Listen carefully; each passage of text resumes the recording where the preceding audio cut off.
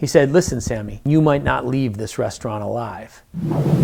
Czech coke dealer pulls machine gun on Sammy the Bull Gravano, Part 6. Some of us here may be armed right now, and you might not leave this restaurant alive. And Sammy said, you are my boss, my father, my representante. If you decide that, I'm not armed. You can do that. I don't think you're going to do that because I was just trying to protect you, Paul.